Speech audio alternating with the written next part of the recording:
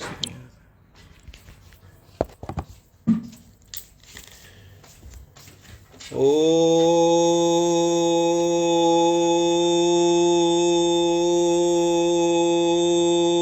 नमो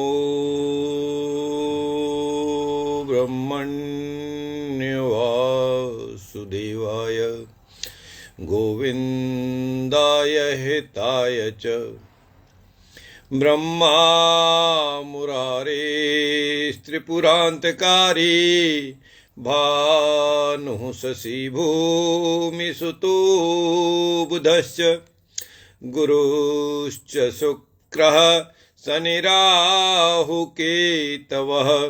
सर्वे ग्रहा शान्तिकरा भवन्तु।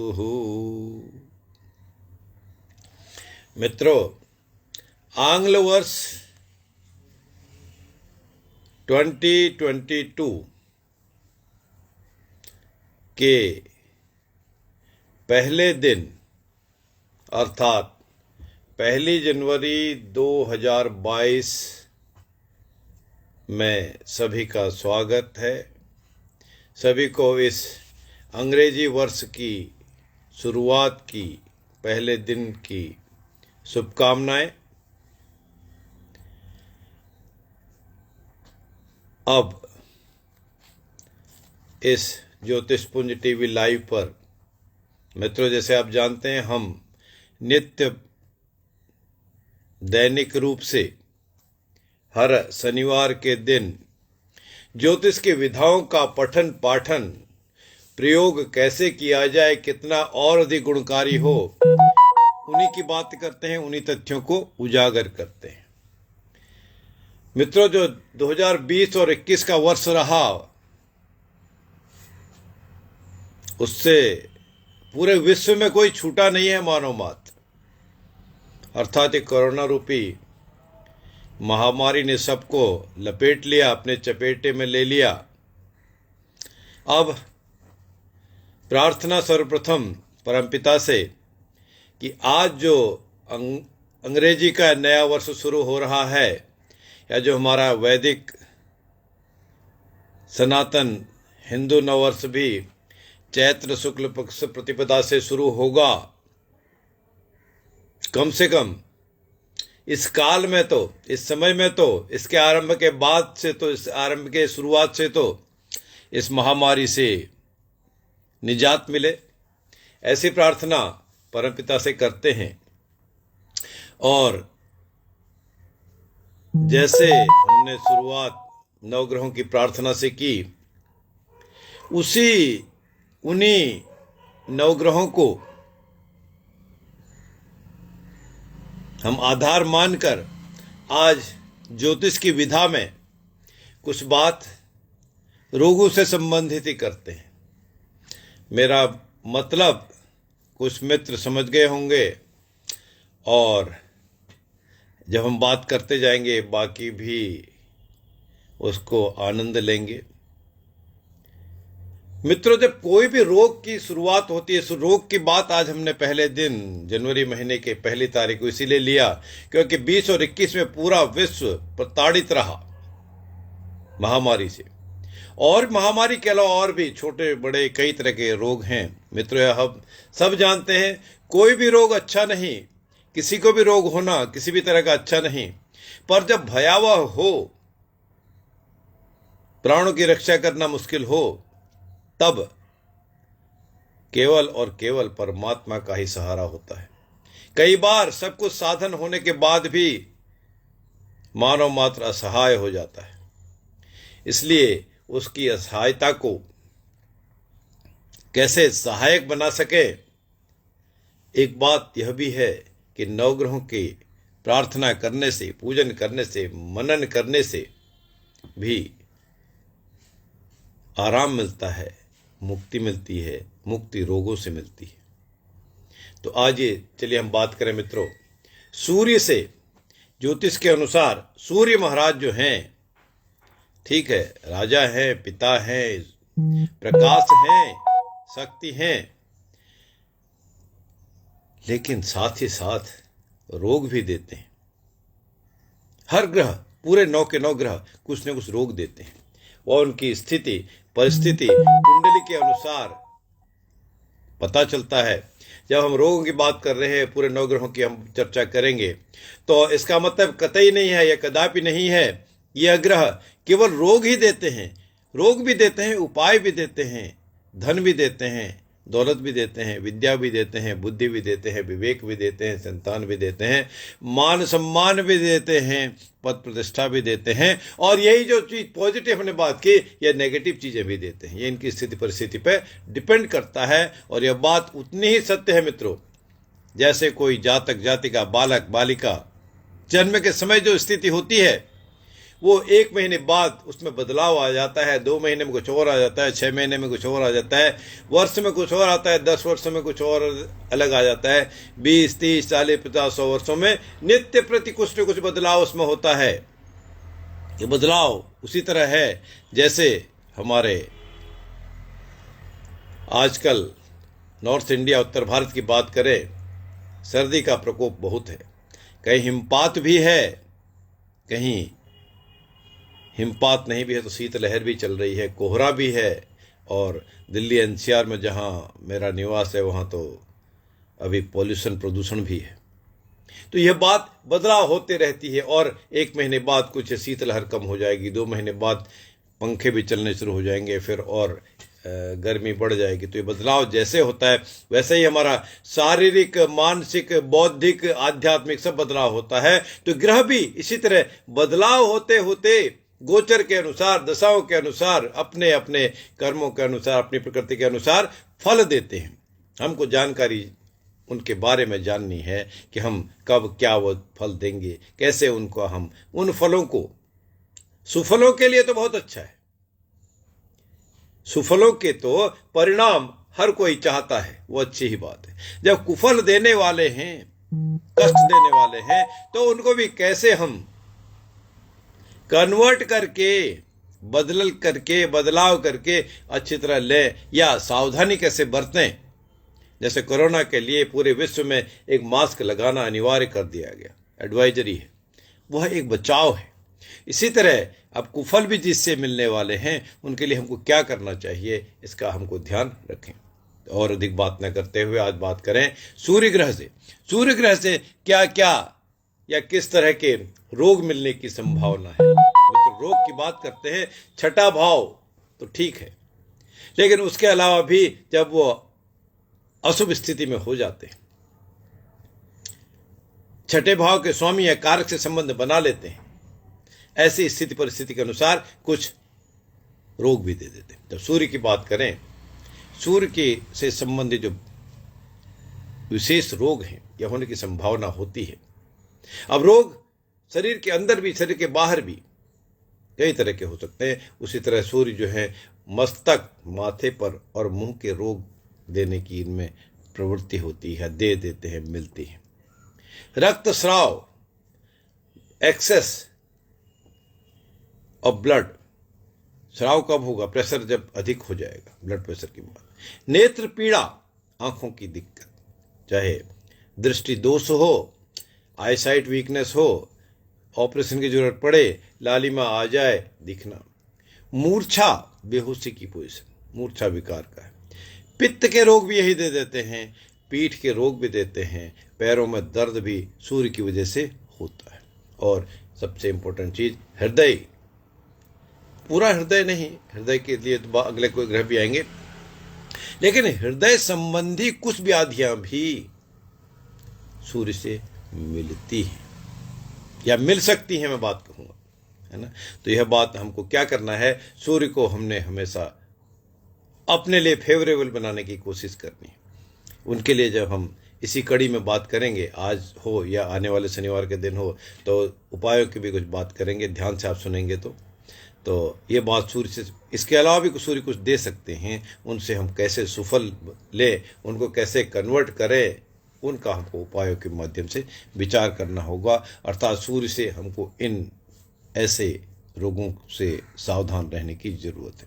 हाँ मित्रों, एक बात और, सूर्य संबंधी हड्डियों के कारक भी सूर्य हैं, तो हड्डियों से संबंधित रोग भी हो सकते हैं, इंक्लूडिंग फ्रैक्चर।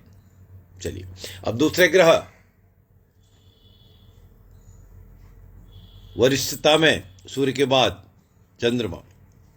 चंद्रमा मन सो जाता, चंद्रमा तो कारक ही मन के हैं, इसलिए वो हृदय संबंधी, छाती, चेस्ट, पेट, जलीय रोग, अस्थिर रहने वाले रोग, वो बात चंद्रमा की वजह से मिल सकती है।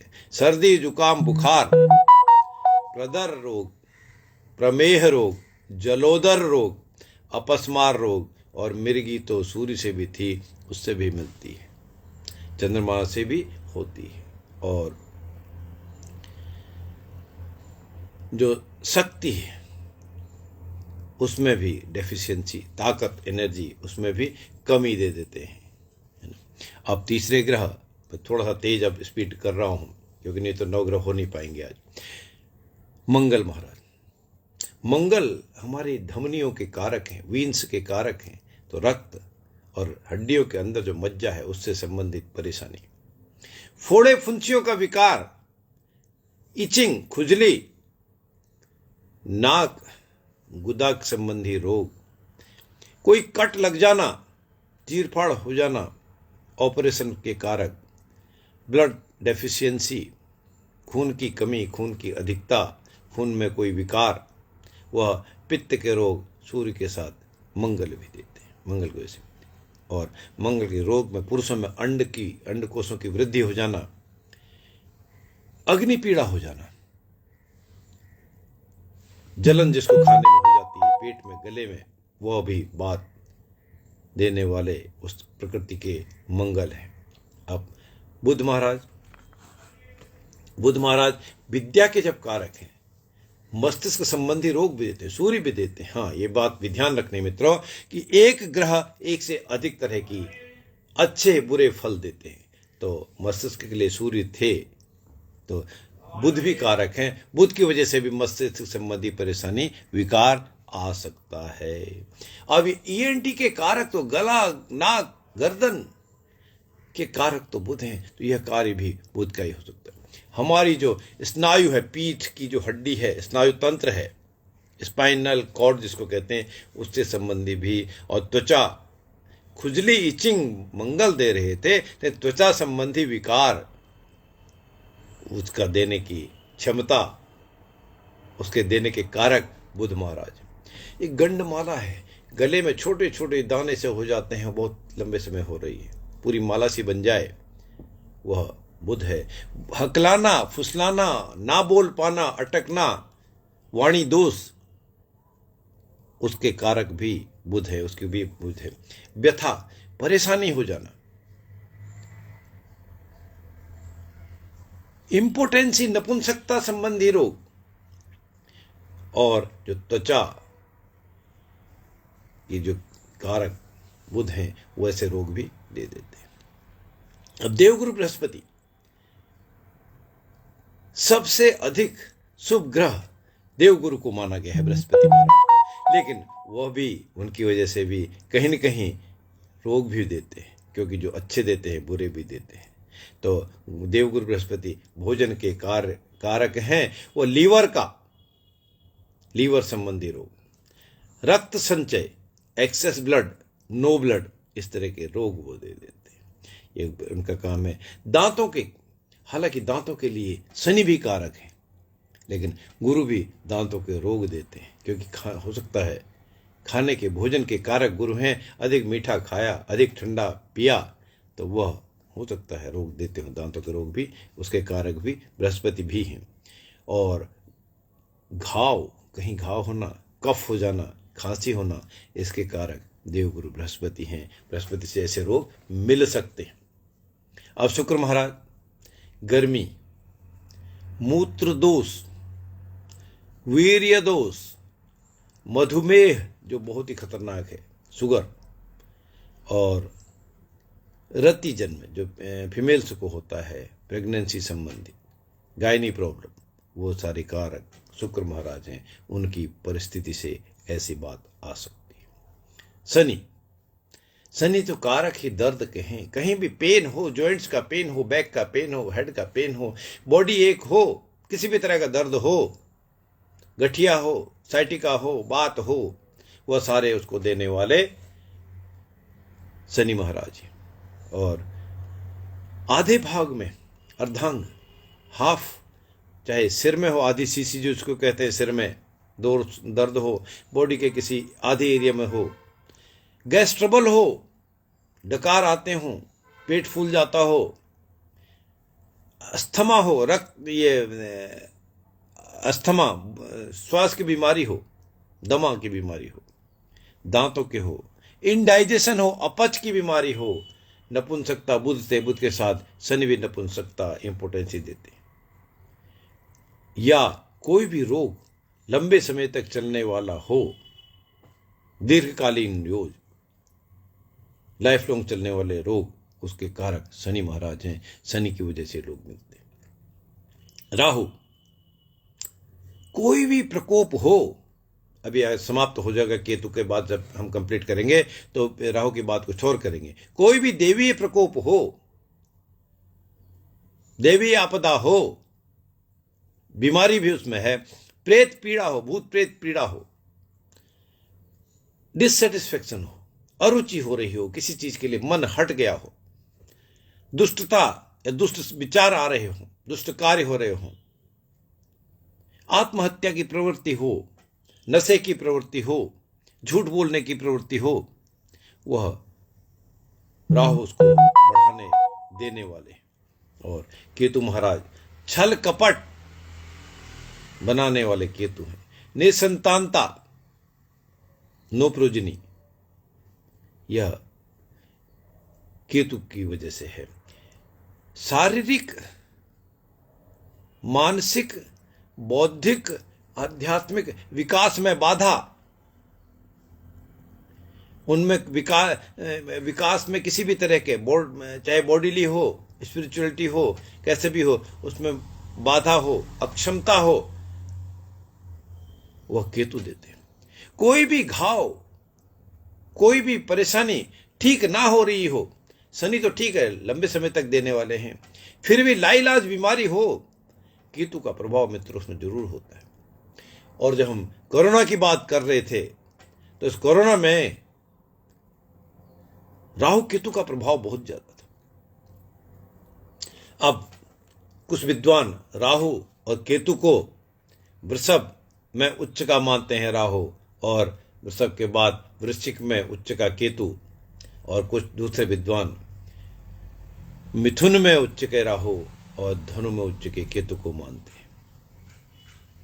दोनों को ही अगर बैलेंस कर दिया जाए, तो जब जब राहु केतु वृषभ में या मिथुन में या धनु में या वृश्चिक में रहे, तो कोई न कोई देवी प्रकोप ऐसा करने की उनमें टेंडेंसी होती है। और जब 2022 में राहु केतु स्थान परिवर्तन करके, क्योंकि पीछे चलने वाले हैं, बैकवर्ड आ जाएंगे, वृषभ के बाद मेष में आ जाएंगे, केतु भी तुला में आ जाएंगे, तब ये देवी प्रकोप, ये महामारी से कम होने की प्रबल संभावना बनती है। क्योंकि आने वाले समय में देवगुरु बृहस्पति भी अप्रैल में अपनी 84 के हो जाएंगे, मीन में आ जाएंगे, तब उसके बाद कुछ कंट्रोल होना शुरू हो जाएगा। ये देवी प्रकोप की बात करते हैं। फिर भी आज के लिए हम बात इतनी करें, और यह अंग्रेजी का नव वर्ष सभी के लिए सुखकारी, शुभकारी, कल्याणकारी हो, इस कामना के साथ हम आपसे आज विदा लेते हैं। मुझे लगता है मैं थोड़ा चश्मा यूज करूं। विमल नोरोना कुछ वो अपने डिटेल जानने चाह रहे हैं, डिटेल उन्होंने शेयर की हैं। विमल जी, मैं इस प्रोग्राम में कोई लाइव क्वेश्चन प्रश्न नहीं लिया जाता है, क्योंकि हम तो एकेडमिक बात करते हैं। इसमें आप चाहते हैं मेरे से संपर्क करना, आप जल्दी से वो पेन उठा के मेरा नंबर नोट कर लें, 9818885137। इसमें अगर आप मेरे से बात करेंगे, अपनी डिटेल शेयर करेंगे और फीस के साथ, तो आपसे ज्योतिषी गणना सलाह आपको मिल सकती है। जय श्री राम, जय जय श्री राम।